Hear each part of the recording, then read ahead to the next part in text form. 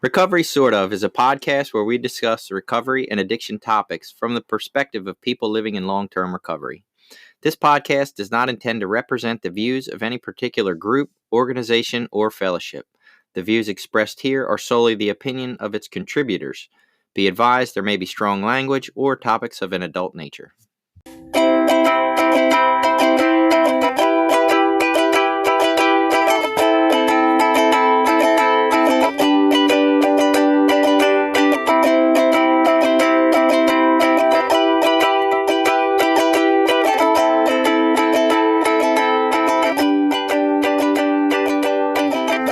Okay, welcome to Recovery Sort of. We're here again. It's Jason and, of course, Billy. Hey, how's it going, listeners?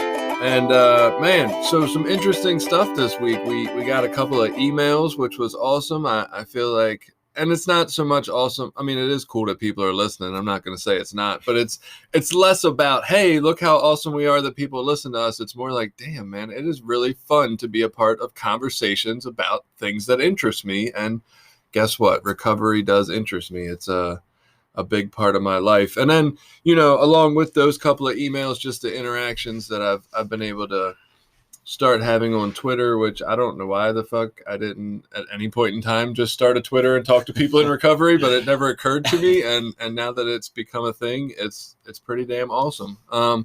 So one of the things that came up and a lot's going on this morning, I happened to go on Twitter and I came across a post that mentioned that, you know, and I think it specifically referred to alcoholics, but just any person I imagine with addiction, that could be stigmatizing to be referred to as being in recovery. And I took a little bit of exception to that from my standpoint. And I looked up the definition and screenshotted it and started a polite conversation, I believe. I wasn't trying to, you know, start an argument or be mean to anyone. I acknowledged that I could understand how they felt. But I felt like I was on the other side of that. Like, I think being in recovery is pretty empowering to me, not stigmatizing. And so, you know, they pointed out that in the definition I gave them, which, hold on, I can actually look up the definition for you, just so I don't say the wrong words. I don't have to paraphrase. So the definition that I put was a return to a normal state of health, mind, or strength. And I think what I was trying to say, like their original post was about, if you say you're in recovery, then you must have said that you were struggling to return to this normal state. And I was pointing out that I don't feel like I'm struggling, and the definition doesn't say I need to be. So they, you know, commented back and said that would mean that at some point I would have had to have been in a subnormal or abnormal state to need to return to a normal state. And I do see what they're saying there, right? Like, I get that side of it. I still, for me, I don't think it applies. Like, I needed to make a change in my life in order to get to recovery, because I was in a not optimal state. It was not where I wanted to be anymore. I get how the word normal kind of sucks that it's thrown in there, but it definitely wasn't the state I wanted to be in. I wanted a change of state to a different state. And that was the state of being in recovery for me. And so for me, I find it empowering to say, hey, there's this portion of my life that was shit. And then, you know, thankfully, through whatever you want to call it, miracles, my own work, whoever you're talking to has their own opinion. I call it a higher power. I was guided to a place where it's way better. Yeah, and some of this language gets tricky. You know, are we recovering, recovered? Are we in recovery?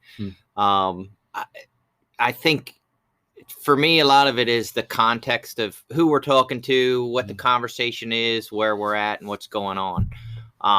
In, you know, recovery meetings, in 12-step meetings, it's common to say you're a person in recovery. It seems to me if you're going to meetings to maintain a healthy state of mind from whatever addiction or whatever other reason you're going to meetings, you obviously don't feel like you're done, or I don't know, maybe you do. Maybe your ego tells you that you're done and you're just there to help everyone else. I don't know. For me, I go because I feel like I need to continue to go there to continue to grow and change, and there are things that I need to work on.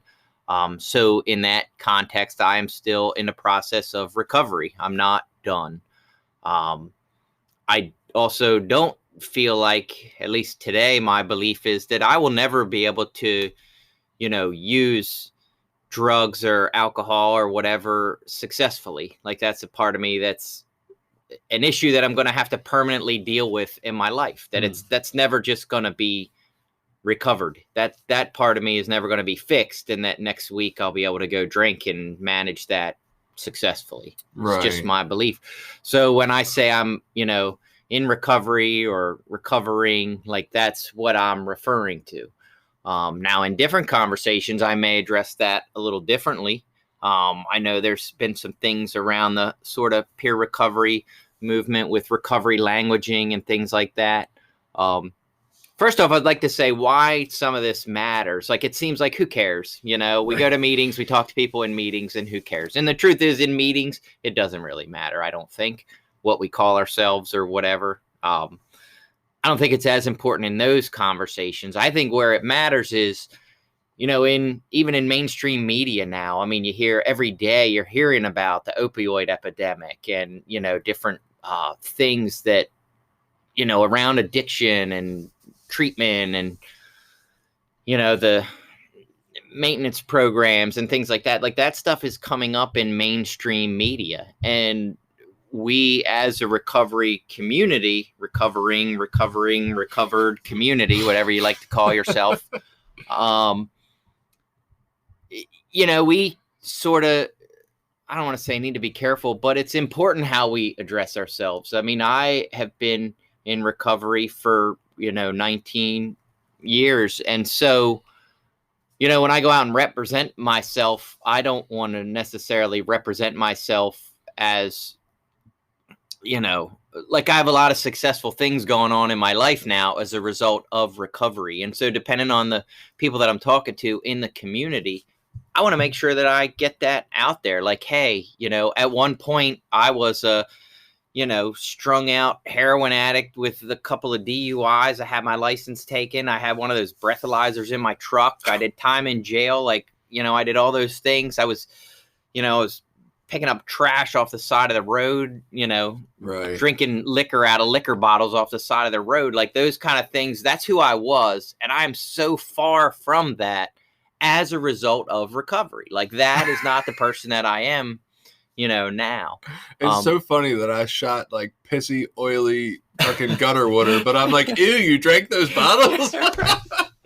Oh yeah. You're disgusting, Billy. What's the and it's important to me that I convey that message when I'm talking to people about recovery. Now, I don't go talking about that shit to like the parents at Little League. I wouldn't recommend that, even though I'm trying to get a good message of recovery out there. But there will be times in conversations or in public, where things come up. I often have conversations with people at work about the things I used to do and the things I do now. And as a result of that, some people have reached out to me at different times for different reasons, whether it's for issues with family members or things like that. Right. And so I want to present myself as, I hate to use the word successful recovery person, because that's, sounds a little bit misleading. But, I am a person that is successfully, at least for today, overcoming my struggles that I had with addiction. Right. Yeah. You touched on a lot of stuff there. One thing that popped in my head where you said maybe in meetings the language doesn't matter so much reminded me of when I first got to the 12-step rooms and my first sponsor who, they like to call people like that NA Nazis. I hate to use the word Nazi. Yeah. Very strict NA policing type people.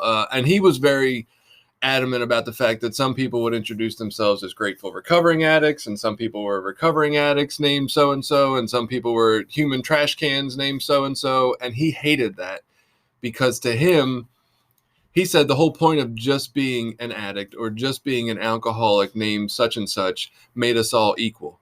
Right. As soon as the guy with 10 years started being the grateful recovering addict named so-and-so, now the newcomer's got to wonder if he's good enough now. Because am I a grateful recovering addict? Right. Like, so I guess the language mattered even there about stigma and excluding people. So that was one thing you had mentioned. The other part, I get, knowing our audience and maybe if I'm giving a banquet reception speech, which I never will, but if I ever was in front of like important people, and not that addicts aren't important, alcoholics, we're all important. God, there's just no way to say any of this, right? So if I'm giving this speech around a non-recovery community and I'm trying to say it a little different, I almost still don't like changing it though, right? It almost to me ties into some of the problems in the world today. So I don't have a problem saying, hey, I struggled in, drug use, and today I'm in recovery and things are different. They're not like that anymore. Whether you want to call it God, a higher power, I call it divine intervention of some sort, right? But some people just think that they like learned some better thinking, and that's great. I don't care, whatever got us here. I don't have a problem saying I struggled and now I'm here.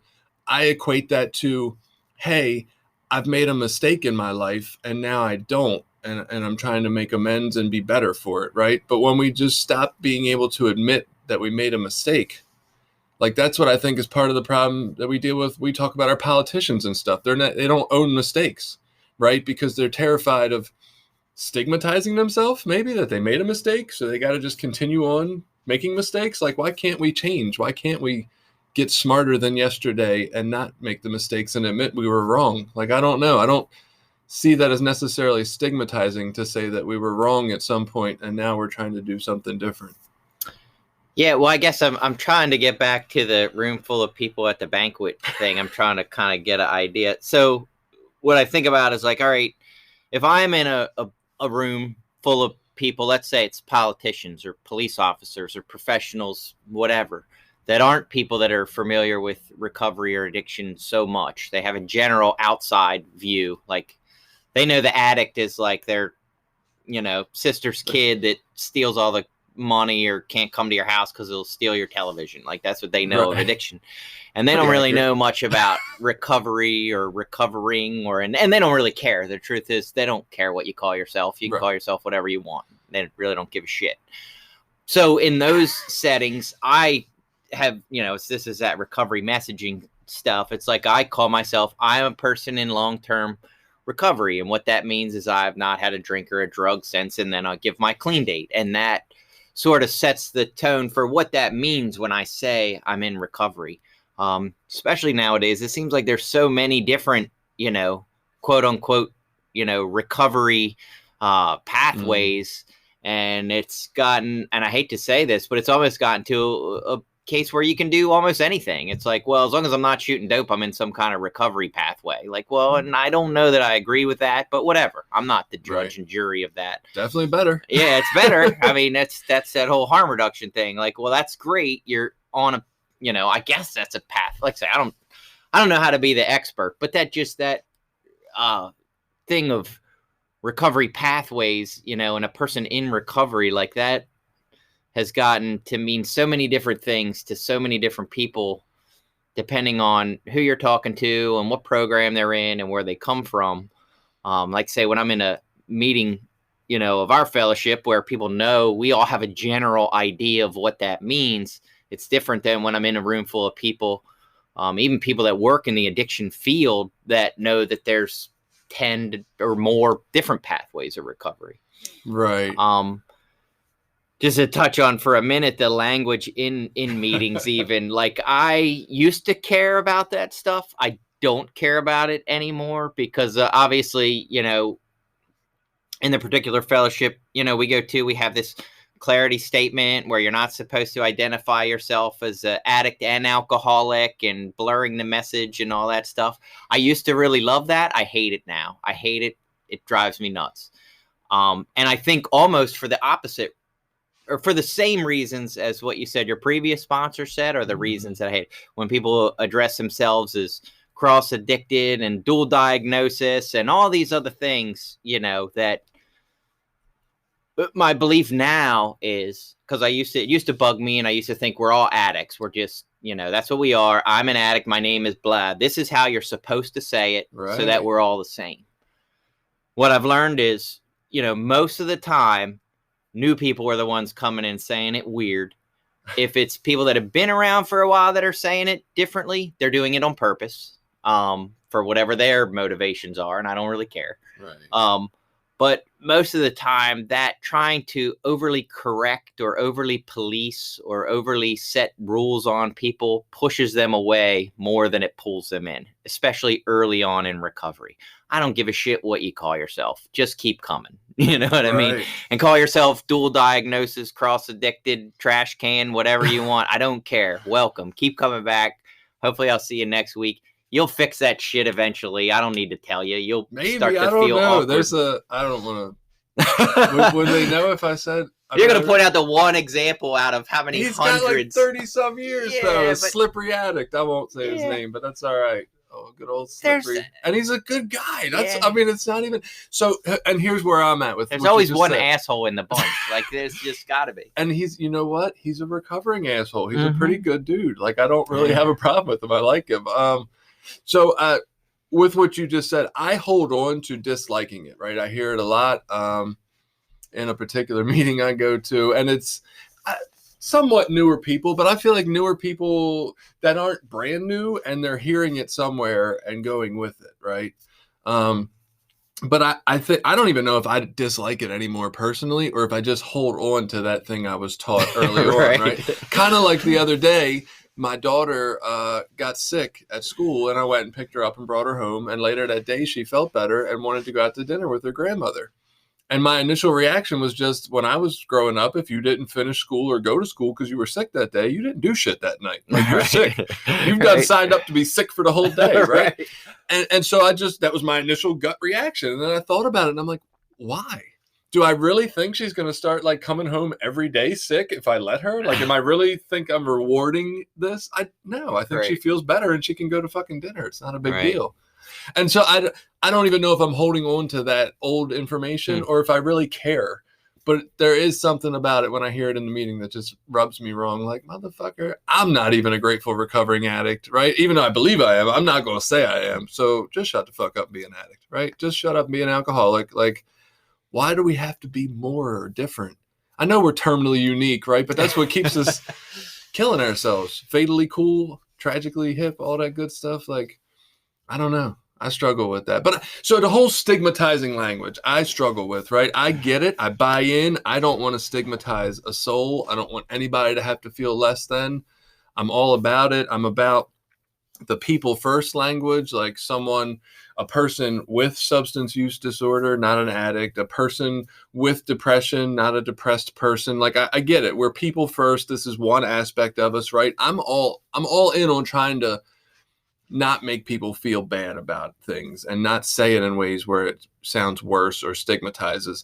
My problem, I think that I run into is that at some point I run out of fucking words, right? Like, at some point somebody's stigmatized or offended by every word. And I'm not trying to say not to be politically correct, right? Or not to be non-stigmatizing. I think we should try. But at some point, what do we call ourselves? If I'm not in recovery, then what the fuck am I? Right? I'm doing something different than the normal average Joe. I put in more effort than the average person. I go to a meeting at night. Some nights I don't get to sit home and watch TV. Right. I can't sit home and watch the Connors or whatever. I got to go to my home group. Right. It's like I'm doing something different, and I need a word to describe that. So what is that word? Yeah. Wow. I'm all on board with recovery. Right. Recovery. Yeah. I mean, is there another word? Listeners, tell us if there's another word. If I'm doing it wrong, please fill me in. But no, I think we tend to get hung up on silly things that aren't as important as we want to make them.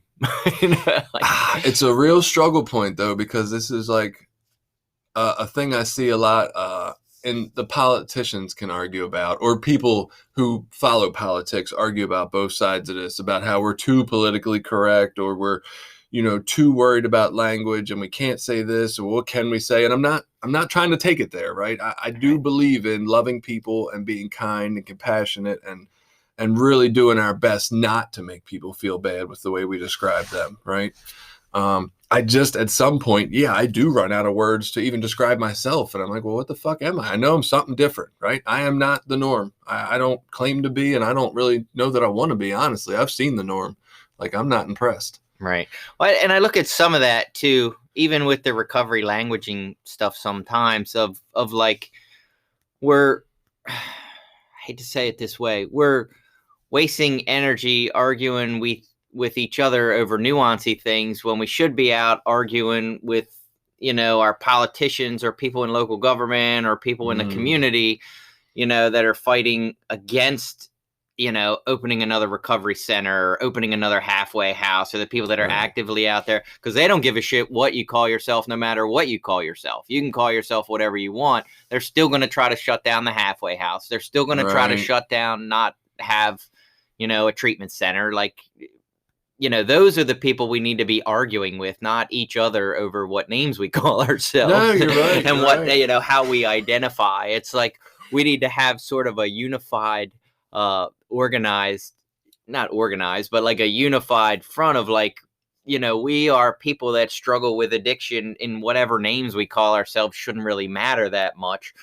Take that energy that you spend arguing with each other about, are you cross addicted or dual addicted or in recovery or not recovering or recovered or whatever, and focus that towards people that are the real enemies of progress and the real enemies of, treatment resources coming into the community.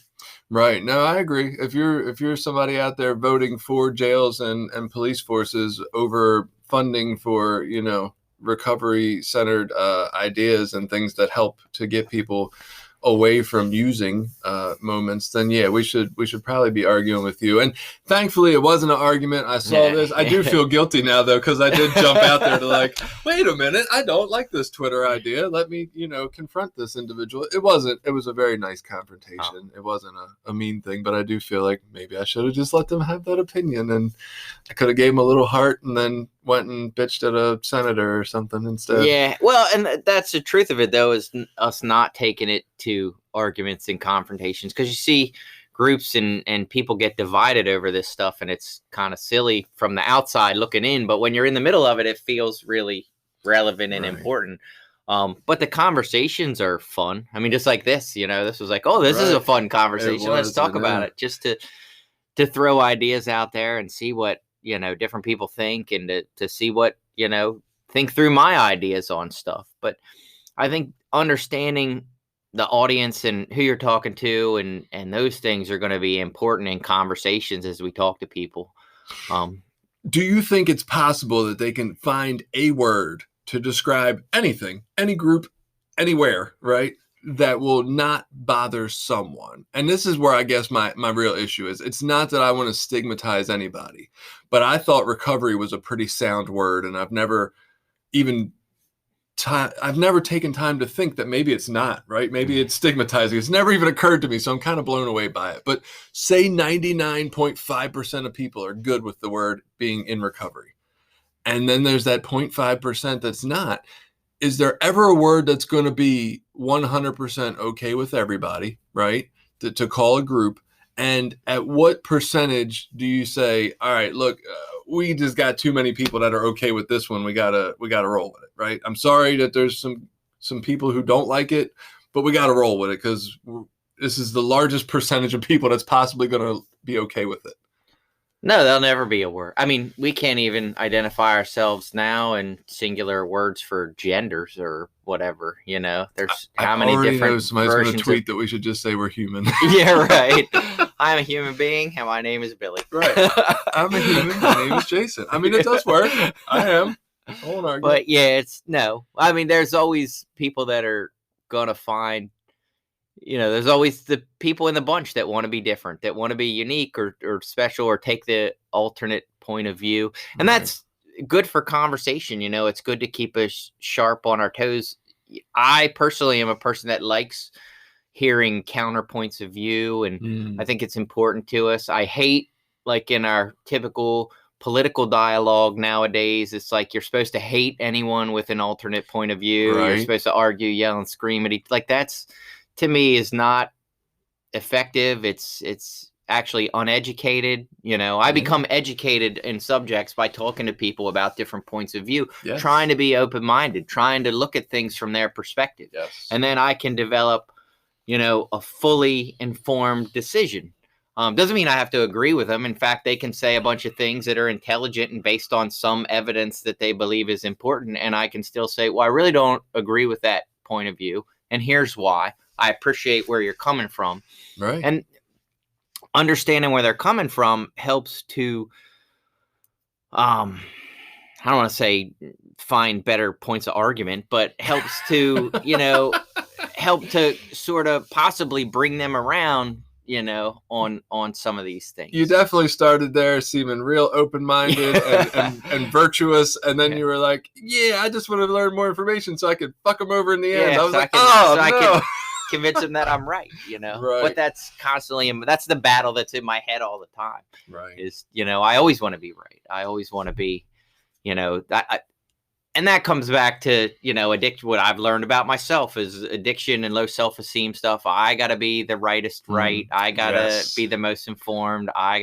And recognizing that about myself allows me to sometimes hear points of view that I don't like. And I've learned, like, nowadays, like, there's certain times I don't get into those conversations and I just leave it alone. Like, there's certain people that you just start to go, this isn't really worth going down this road. Facebook isn't the place where I'm going to start arguing with people about treatment pathways and what I call myself and all that other stuff. Because it's not a discussion. Yeah, most of the people on there already have a point of view that they're not looking to be opened. They're not trying to have an educated, informed opinion. They're trying to just be angry. Yeah. So I listened to a podcast this week that happened to be all about the science of changing your mind or other people changing their minds. And it was pretty interesting, even though I got to say, the people they interviewed, they had the most monotone voices ever. I was like, oh my God, seriously, this is so intriguing. And yet you were presenting this terribly. But it was really super interesting about the process of changing our minds. And it ties into what you were talking about. One of the things I agree with is it's so easy nowadays to limit our surroundings to only people that think like us, no matter what it is we think. Like, the internet has created such connectivity that even if we think that trees should be elected as president, we could probably find a group and just surround ourselves with those 300 people that believe trees should be president, right? And so we limit our thinking and we don't ever get exposed to the other side. And so I really do my best, even though I fucking hate some viewpoints and opinions, and I definitely super hate some delivery of them. When I see it, my initial gut reaction is, I'm deleting the fuck out of this person. Right? I can't stand this bullshit anymore. But I'm like, you know what? I need to hear the other side, because I'm like you said, I'm ignorant if I don't know what the other side believes and where they're coming from. And I need to hear them out and hear their viewpoints. They might be right. Right. It's doubtful, but they might be. Right. And I need to hear that. I need room to take in new information and adjust to the way other people think. It's not only the way Jason thinks in this world. One thing that drives me crazy. So I'm not going to get in. I'm going to do my best to not, clarify any political viewpoints right here. But people in my house, we have some older people who watch some political commentary all day long of a particular side, and it drives me fucking bonkers, honestly, right? I can't stand hearing it, and it just like permeates into my ears anytime I walk anywhere near this particular room where they're listening to it. It just is, oh my God, it's so much gibberish and chip chat and shut the fuck up, right? Whatever. Here's the thing that blows my mind, though. These two individuals that watch it are really good fucking people. And this is what I don't get, right? So I have humanized that people who believe these other beliefs, these are really good people. That I don't even understand, honestly, how they believe the shit that they're listening to, because that's not how they act in their personal life. And so I get really confused about how they can be these people on a personal level, and then their political beliefs are like, fuck them all, right? If they ain't here, kill them or something. I don't know exactly what it is, but it's so odd to see that. But it does help to humanize that these people probably aren't terrible people that believe other things. Yeah, and I've done enough, research, I guess you would call it, into politics to realize that a lot of that is like, just how do you advertise and get people out to vote and stir up emotion in people. And as we're seeing with algorithms on Facebook and all that stuff, it's like negativity is what breeds that emotion to get people activated to do stuff. Right. And so with politics, it's almost become like football teams. You know what I mean? Like, I'm a Baltimore Ravens fan, tried and true. So guess what? Pittsburgh Steelers fans are assholes. You know what I mean? Like, I hate them. I don't know any of them, but I hate them. They're ass. And actually, it's funny. I do know one guy, good friend of mine, you know, that I like the guy a lot, but he's a Pittsburgh fan, so fuck him. You know, It's sort of that mentality. So, you know, with politics, I think it's gone there. It's almost like you pick your team and the other teams, you know, fuck them. Yeah, no, I totally agree. So let's just take a break before we get into football conversation and go ahead and go to our advertising. This episode has been brought to you by Voices of Hope, Inc., a nonprofit, grassroots recovery community organization located in Maryland. Voices of Hope is made up of people in recovery, family members, and allies. Together, members strive to protect the dignity and respect of those that use drugs and those in recovery by advocating for treatment, support resources, and mentoring. Please visit us at www.voicesofhopececilmd.org and consider donating to our cause. All right, welcome back from the little break. Just to tie back into the negativity Billy was talking about, you know, you mentioned how negativity stirs up an emotion that we want to share and take action for. And I agree, like, as being a Ravens fan, personally, I'm a Ravens fan, but I'm also a football fan. But really, I fucking hate the Patriots. I don't really hate the Steelers. And so if I'm scrolling through Facebook or Twitter and I see, hey, the Ravens did a really cool thing and you know, bought gifts for these 100 you know, lower socioeconomic status families, I'd be like, oh man, that's nice. Maybe I'll like that post, right? But if I saw like, hey, Tom Brady sucks dicks, I'd be like, yes, I'm sharing that, right? Right. Because negativity does breed that emotion that makes me want to, fuck them, right? They're terrible. They're the wronger people. They don't do it like we do. Yeah, and I think with politics and that stuff, that's what that is motivated by. It's like, what is the call to action? We see some of that negativity in different, you know, fellowships. Sometimes you see one fellowship thinks there's something quote unquote wrong with the other fellowship, or those guys do it this way over there and they're fucking wrong and we're right. And I can't tell you how many times I heard that alcoholics had quit drinking in AA but still snorted coke. Like, I always heard still smoke weed, but I don't think that's really true for most, at least. Yeah, well, who knows? But you know, it's easy to take that. But, well, I think what that does is it solidifies your commitment to your side. You know what I mean? And then you'll even sort of adapt and address the more obscure ideas that you might not have been so on board with. You know, let's say you're like a atheist person and you're struggling in recovery, but all of a sudden your team says, well, those guys suck. Look how they're doing it wrong. And then you just strengthen yourself and your beliefs and you'll suck in some of them less popular ideas. And, you know, that's what we see in politics all the time. It's like, it's easier to, I agree with one or two of the things you're saying, so I'll just adapt the other five because it's easier to hate the other side when I'm all on board. So in politics, that sounds terrible, right? It sounds like I'm changing my morals. But the way you just made that sound, like if I'm struggling in my recovery and now I can hate those bastards over there and get stronger in my recovery, that's almost a good thing, really. Well, I think that's what happens with, like you talked about, like the quote unquote NA Nazis or the, you know, like that's what is happening there. It's like all of a sudden I'm in, so I'm so in that I'm the protector of all the rules, you know. And then after you're around for a while, you realize you don't need to be the protector of the rules to be in. You don't need to be. What is it, from the crack house to the convent? Yeah, that's definitely how I recovered at first. And so, you know, it is though that negativity, you know, stirs up, you know, an emotion that calls us to action. You know, that's advocacy. You know, that is advocacy. It's funny. We just talked about some American football analogies, and I was thinking, we just noticed that we had a couple of Canadian listeners who might be familiar with American football, but I guess for Canadians, we should say something like, I'm sorry you had to listen, eh? Or something along that line. And then we had like an Australian listener too, and I guess for that we just say cunt or oi or something. I don't know. Oi. I think it's oi. Yeah, oi, cunt. How are you? Or crikey. Did they say that? I don't know. I think that's like proper English or something. I'm arriving. That reminds me of that meme of the English guy having sex. That's fucking hilarious. Sorry, way off topic. So to switch it up here a little bit, and I guess, are you done with the stigma language? Okay.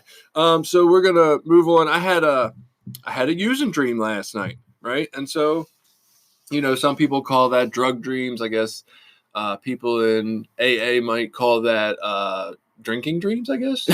Wet dreams. Yeah, I don't know. So anyway, I had a using dream last night, and it was I'm not going to get too descriptive about how it went, because I don't want to like make anybody feel awkward or anything about that. But basically I purchased drugs, and I never got around to the using portion of it. I don't think not that I remember. But I woke up and as always, I felt weird at first. I was like, ew, like, I got that yuck feeling going on and I want to fucking wash it off. And I'm like, why, right? Why am I having a using dream? Does this mean that I want to use? Does this mean that if I'm stuck in a situation where there's drugs, I'm going to use? Because I was definitely all about it in the dream, right? I wasn't saying no. And there's always that question of, does a using dream mean that I'm doing something wrong in my recovery, or that I need to address something in my recovery, or I need to put more effort into my recovery? Like, is there a meaning behind it, or is it just, I had a fucking dream about something I did before? Yeah, I'm in the camp of dreams are just dreams. I have crazy dreams all the time. Most of the time I don't remember a lot of my dreams.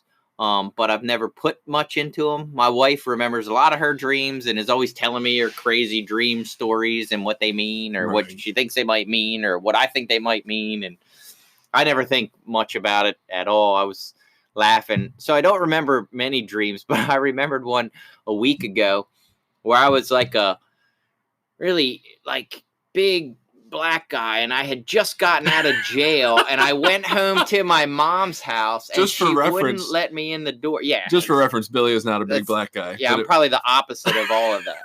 I'm a skinny, small white guy. So, my mom wouldn't let me in the door because I was some violent criminal, and it was just such a weird, bizarre dream. And then to remember it when I woke up, so I was laughing about that with my wife, but I don't think that means anything. I don't know. Maybe I'm wrong, but to me, like, I've had using dreams throughout my life at different times. The worst ones always seem to be the ones where I actually use, because I always really like it. Right. And, even when I stopped using, I always really liked being high. It was all the other shit I didn't like. So the ones where I actually get high are usually the worst dreams for me, where I woke up feeling the worst.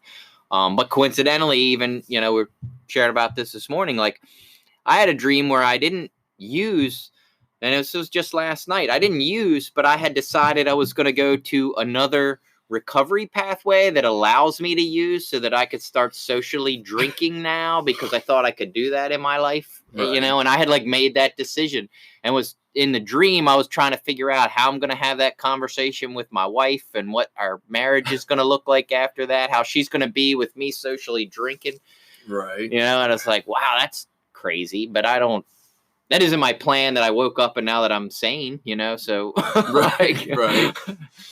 I think it's interesting. So I do I don't give dreams a lot of credence. Like, I'm not going to say, oh, you dreamt that, so this is what that means. We should probably lock you away for 20 years or something. But I do fall into a camp of believing that dreams can mean something. I'll say that. If we want to give them some meaning, that they can identify some things in our life, maybe some sticking points, some repressed thoughts or emotions or something. Like, I kind of buy into that. And so I would say, yeah, I don't think your dream about your mom not letting you into your house had anything to do with like you being a large black man on the inside or anything along those lines, or not being able to go home. But there could be some odd connection to the idea that you can't go home again, or maybe you struggle somewhere internally, subconsciously, that you're not living good enough, or, it could have a subtle message in there. And I don't think it's a terrible thing to think about. I think it's like most of the stuff we do in recovery, it's self-awareness, it's introspection, like all of that's usually pretty useful. Even if we find that nothing's wrong, it's just a good idea to take an inventory. It's kind of, I think it's one of our steps, right? Yeah.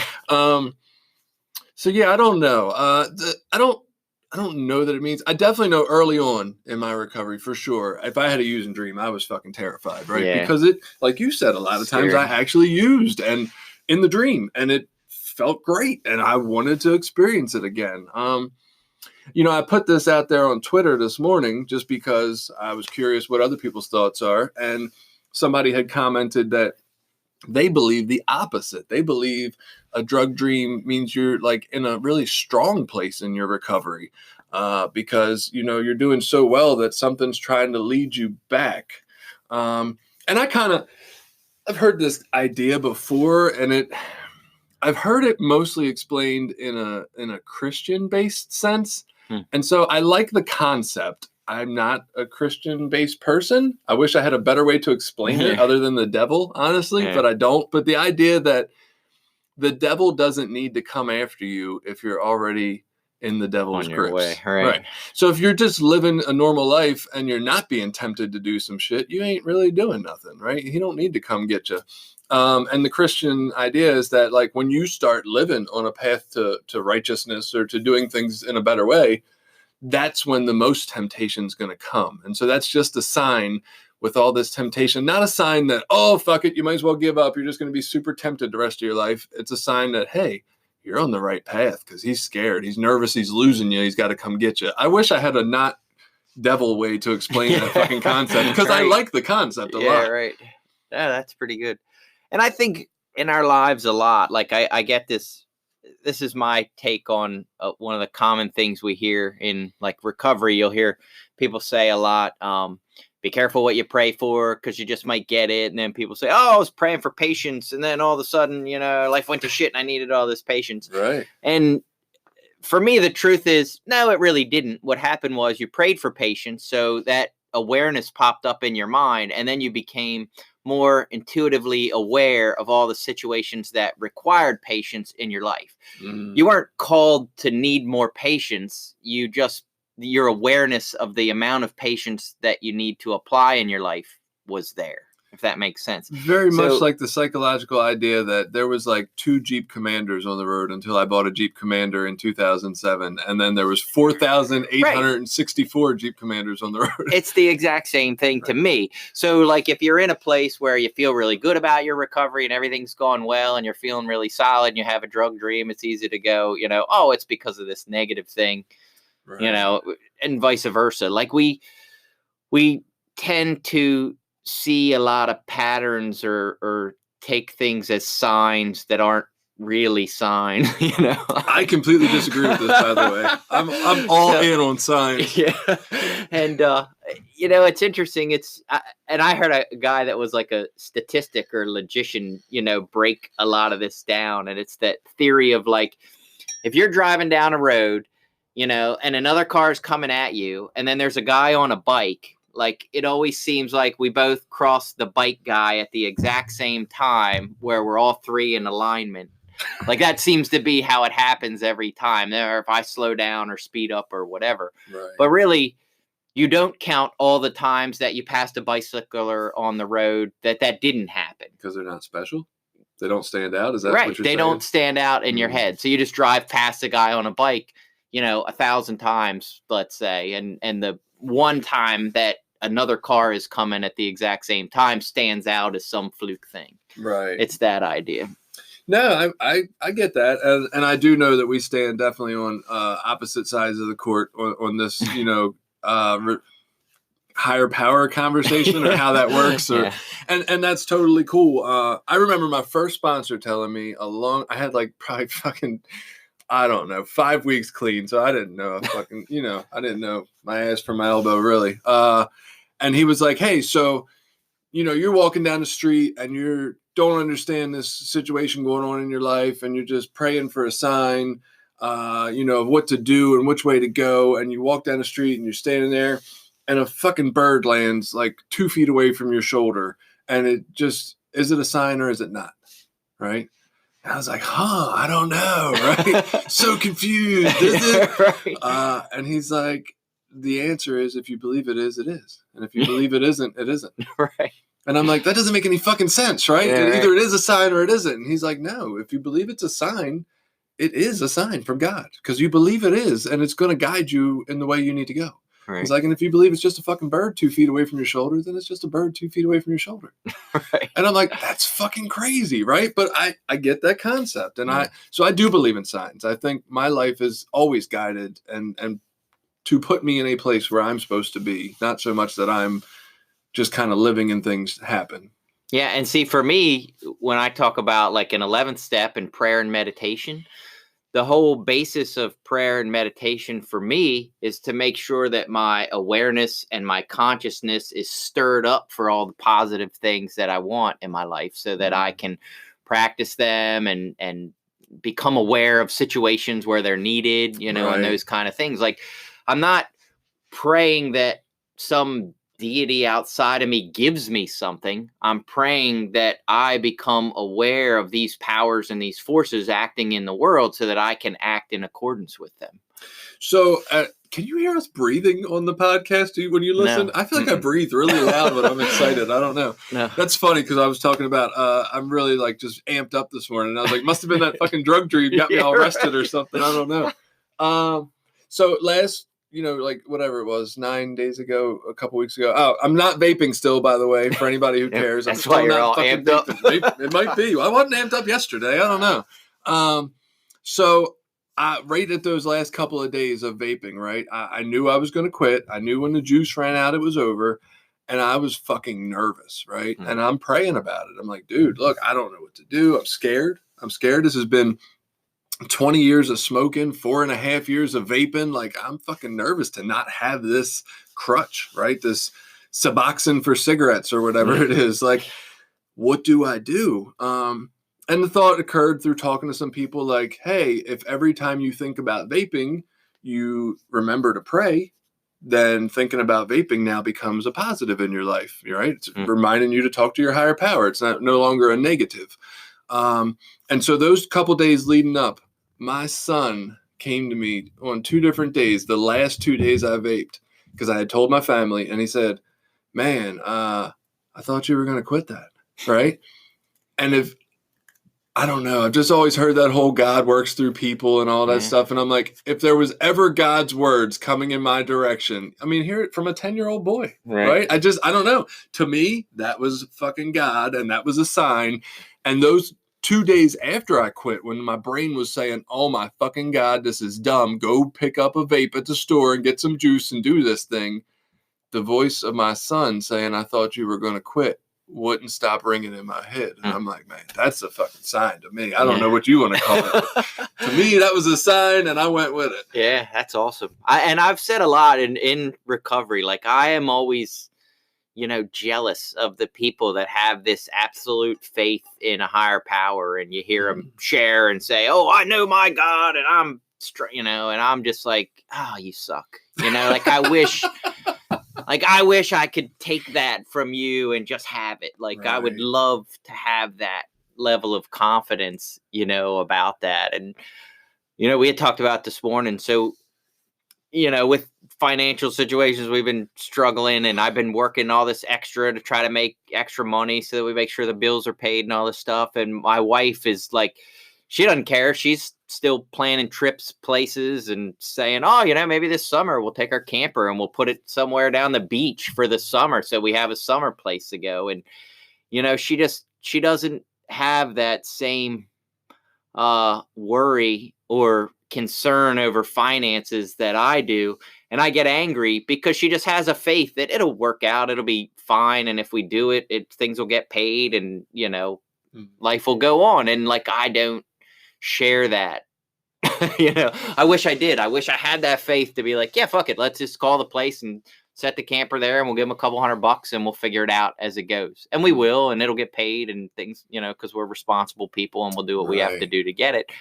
But to me, like, that whole concept of just trusting that things are going to be okay just for the sake of being okay is difficult. A lot of times for me, I still struggle with that anxiety, right? I can. But a lot of times for me, past experience helps me a lot. So one place I noticed it a lot in college, like writing papers.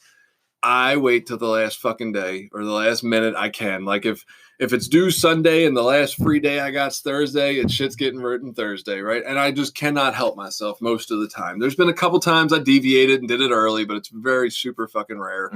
But I stress the shit out of it up until the moment it gets written, right? So even though it's due on a Sunday and I'm writing it on a Sunday and it's getting done, the 2 weeks leading up to that Sunday have been 2 weeks filled with anxiety-filled days of, right. God damn it, Jason, why aren't you writing your fucking paper? Right. You could be. You're sitting here doing nothing. And it actually took me like 5 fucking years of school to finally be at peace where it was like, all right, I write these last minute and that's just what the fuck I do. And it will get done. Like, right. I'm not going to stress it. It gets done every fucking time. I'm a 4.0 student. I haven't not turned one in yet. Like, just get the fuck over yourself and be all right until you write it. That being said, it's hard, man. I don't know. Like I look at, I know your wife and I know some of her ventures, and it could be argued that even though she believes these things will just work out, they don't always just work out not for the picture she has. Right. But I would argue counter that they do always work out. Yeah, and still here. That's always her point. Is like God's got a plan, and this just wasn't it. And things are going to happen, but it just might not be with me, in the picture or whatever. And I don't know. I struggle with that, but signs and stuff like that. I used to believe a lot in that. I used to put a lot of stock into that, like right. Signs from God and signs from a higher power, and I don't know, somewhere along the way I think listening to too many like logician type people and people that explain away mysteries that'll ruin the magic of God in your life. Which is funny to me, right? Because so I used to be more aligned with Christianity, right? But I did notice that the deeper I tried to believe with it, the less I really had the faith of it. Mm-hmm. So I kept it real surfacey. That's exactly what happened to me too. Right. Exactly that path. So I kept it surfacey for a long time. And then eventually at some point I just had some another deeper spiritual awakening, I guess. And it led to just a different understanding than Christianity, I guess, for me.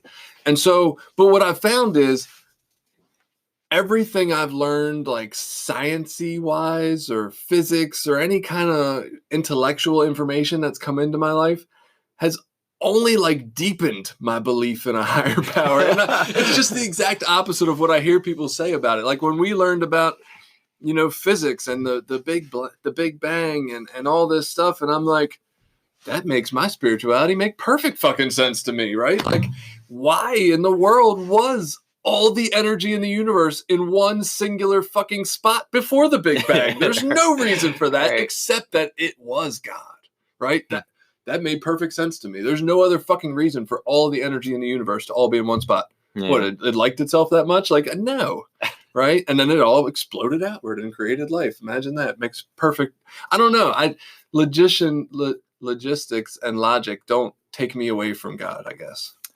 And it's so they don't rule out my belief. So like with the Big Bang Theory, the first thing I usually think with most of that is, well, that's just the best theory they got going. And right. What we figured out most about space is everything we thought we knew 5 years before that was completely wrong. Absolutely. And as soon as we learn something new, we go, oh shit, we had all this wrong for the last 40 years. We believed it was this way. We learned this new thing and figured out that shit's all wrong. And right. We were completely wrong. And so now we developed a new theory.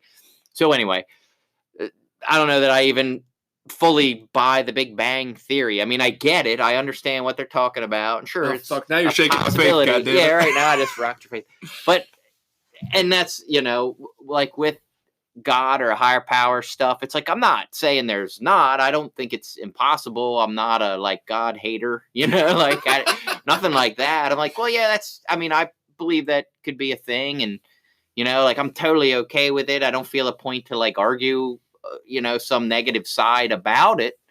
I just to have my understanding of like faith in that is this unshakable belief that it's just going to happen. And that's the part that I get hung up on. Like, I don't have an unshakable belief that anything's going to happen, We say, oh, the sun will come up tomorrow. I don't know. Did you, what was it, last year or so ago, where they almost had the, in Hawaii, where the nuclear bomb thing went off, and, they thought a nuclear bomb might be coming, and, any dumb little, if anything, that should tell people how fucking shaky we are with having a future, because that could have easily went sideways, really quickly.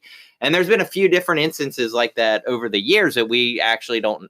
Well, they're out there. If you research them, you can find out. We've actually almost come to shoot nuclear bombs at people a couple times, in our history, and like those kind of things, just lead me to believe like we aren't guaranteed. There's no guarantees here of anything.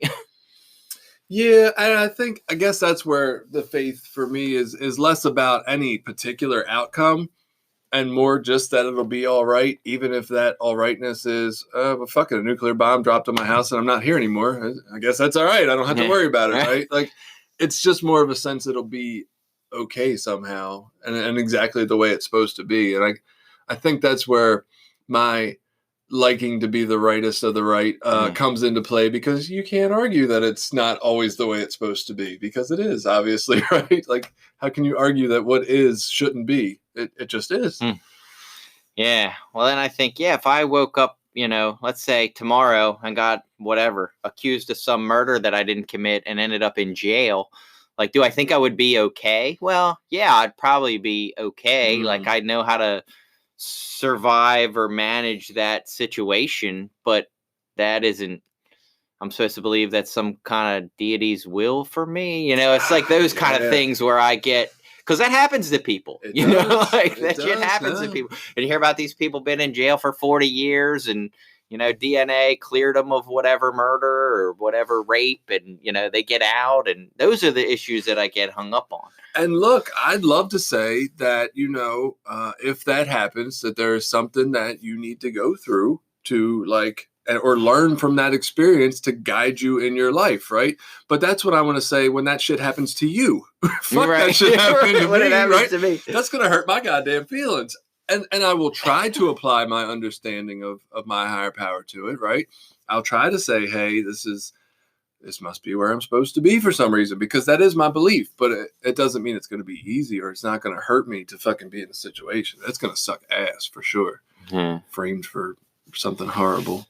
Yeah. So the email we got from, Brittany was about her struggle with understanding her higher power, and how she's really not a fan of calling it God, because she believes praying to God is almost like being a child and asking not to be judged or scolded. And I get that. I'm not personally a big fan of the God word either. I use it because it's 3 letters and 1 syllable and really easy to say. I don't like the connotation that it gives people, because I think you say God and everybody just thinks Jesus, and that's not what I'm trying to get across. At least in this country. Yeah. Right. And she mentioned going to, a different kind of environment and hearing Great Spirit. And she said that gave her like freedom to feel like she was really praying to something that was maybe not so much an equal, but just something she could talk to from a place of being an adult and loving and kindness and compassion.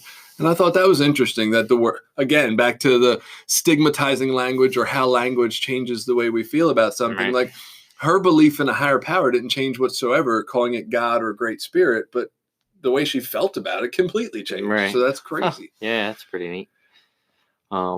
Yeah, so I don't really have a lot more on that. No, I don't either. I guess we're all done talking about, what are we talking? Stigmatizing language and football, language. Apparently, and and then using dreams. Yeah, I don't know. We'll have to figure out a title for this shit. Oh yeah, this one's all over the place. Yeah, but no, I definitely had fun today. We'd love to hear any of your comments or things you'd like to add in. I think that really gives us even more talking points. I love to hear different opinions. But if you don't have nothing else, I guess we'll wrap it up for today. Nope, I'm good. Awesome. Everybody have a great week. We'll see you soon. That wraps up this episode. Please subscribe, rate, and review this podcast on your preferred platform. If you have ideas for topics you'd like us to talk about or just want to add an opinion, contact us through Anchor, email us at recoverysortof@gmail.com, or find us on Twitter @recoverysortof.